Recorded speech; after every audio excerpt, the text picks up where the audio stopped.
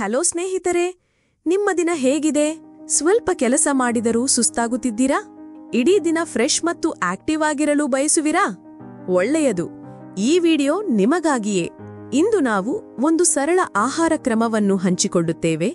ಇದು ನಿಮಗೆ ಶಕ್ತಿಯನ್ನು ನೀಡುತ್ತದೆ ಮತ್ತು ದಿನವಿಡೀ ಚೈತನ್ಯವಾಗಿರಲು ಸಹಾಯ ಮಾಡುತ್ತದೆ. ಇಡೀ ದಿನ ಫ್ರೆಶ್ ಆಗಿರಲು ಈ ಆಹಾರ ಸಲಹೆಗಳನ್ನು ಅನುಸರಿಸಿ. 1. ಹೆಚ್ಚಿನ ಫೈಬರ್ ಸ್ಟಾರ್ಚ್ ಕಾರ್ಬೋಹೈಡ್ರೇಟ್ಗಳನ್ನು ಆಧಾರವಾಗಿರಿಸಿ ಜೋಳ, ಗೋಧಿ, ಬಟಾಟೆ, ಅಕ್ಕಿ ಅಥವಾ ಓಟ್ಸ್ನಂತಹ ಆಹಾರಗಳನ್ನು ಆಯ್ಕೆ ಮಾಡಿ. ಉದಾಹರಣೆಗೆ, ರಾಗಿ ಮುದ್ದೆ ಅಥವಾ ಜೋಳದ ರೊಟ್ಟಿಯಂತಹ ಕರ್ನಾಟಕದ ಸಾಂಪ್ರದಾಯಿಕ ಆಹಾರಗಳು ದೀರ್ಘಕಾಲ ಶಕ್ತಿಯನ್ನು ಒದಗಿಸುತ್ತವೆ. 2. ದಿನಕ್ಕೆ ವಿವಿಧ ಹಣ್ಣು ಮತ್ತು ತರಕಾರಿಗಳನ್ನು ತಿನ್ನಿ. ಬಾಳೆಹಣ್ಣು, ವಿವಿಧ ಬಣ್ಣದ ಹಣ್ಣುಗಳು ಮತ್ತು ತರಕಾರಿಗಳು ವಿಟಮಿನ್ಗಳು ಮತ್ತು ಖನಿಜಗಳನ್ನು ಒದಗಿಸುತ್ತವೆ. 3. ವಾರಕ್ಕೆ 2 ಬಾರಿ ಮೀನು ತಿನ್ನಿ. ಸ್ಯಾಲ್ಮನ್, ಮ್ಯಾಕರೆಲ್ನಂತಹ ಎಣ್ಣೆಯುಕ್ತ ಮೀನುಗಳನ್ನು ಸೇರಿಸಿ. ಇವು ಒಮೆಗಾ 3 ಕೊಬ್ಬುಗಳನ್ನು ಒದಗಿಸುತ್ತವೆ. ಇದು ಆರೋಗ್ಯಕ್ಕೆ ಒಳ್ಳೆಯದು. 4. ಸ್ಯಾಚುರೇಟೆಡ್ ಫ್ಯಾಟ್ ಮತ್ತು ಸಕ್ಕರೆಯನ್ನು ಕಡಿಮೆ ಮಾಡಿಕೊಳ್ಳಿ. ಕೇಕುಗಳು, ಬಿಸ್ಕಿಟ್ಟುಗಳು, ಸಕ್ಕರೆಯುತ ಪಾನೀಯಗಳನ್ನು ತಪ್ಪಿಸಿ. ಬದಲಿಗೆ ಆಲಿವ್ ಎಲೆ, ಬೀಜಗಳಂತಹ ಆರೋಗ್ಯಕರ ಕೊಬ್ಬುಗಳನ್ನು ಆಯ್ಕೆ ಮಾಡಿ. 5. ಉಪ್ಪನ್ನು ಕಡಿಮೆ ತಿನ್ನಿ. ದಿನಕ್ಕೆ 6 ಗ್ರಾಂಗಿಂತ ಹೆಚ್ಚು ಉಪ್ಪು ಸೇವಿಸಬೇಡಿ.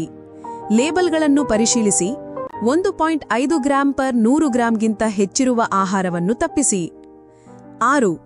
ದಿನಕ್ಕೆ 6 ರಿಂದ 8 ಗ್ಲಾಸ್ ನೀರು ಕುಡಿಯಿರಿ. ನೀರು, ಹಾಲು, ಗಿಡಮೂಲಿಕೆ ಚಹಾ ಕುಡಿಯಿರಿ. 7. ಉಪಹಾರವನ್ನು ಬಿಡಬೇಡಿ. ರಾಗಿ ದೋಸೆ, ಓಟ್ಸ್ ಅಥವಾ ಹಣ್ಣುಗಳೊಂದಿಗೆ ಫೈಬರ್ಯುಕ್ತ ಉಪಹಾರವನ್ನು ತಿನ್ನಿ. 8. ಆರೋಗ್ಯಕರ ತೂಕವನ್ನು ಕಾಪಾಡಿಕೊಳ್ಳಿ. ಸಮತೋಲನ ಆಹಾರ ಮತ್ತು 30 ನಿಮಿಷದ ದೈನಿಕ ವ್ಯಾಯಾಮದಿಂದ ತೂಕವನ್ನು ನಿಯಂತ್ರಿಸಿ. ಕರ್ನಾಟಕದ ಕೆಲವು ಸಾಂಪ್ರದಾಯಿಕ ಆಹಾರಗಳು. ಜೋಳದ ರೊಟ್ಟಿ. ಜೋಳವು ಸಂಕಿಷ್ಟ ಕಾರ್ಬೋಹೈಡ್ರೇಟ್ಗಳಿಂದ ಕೂಡಿದ್ದು ಶಕ್ತಿಯನ್ನು ಕಾಪಾಡಿಕೊಳ್ಳುತ್ತದೆ. ಬಿಸಿಬೇಳೆ ಭಾತ್.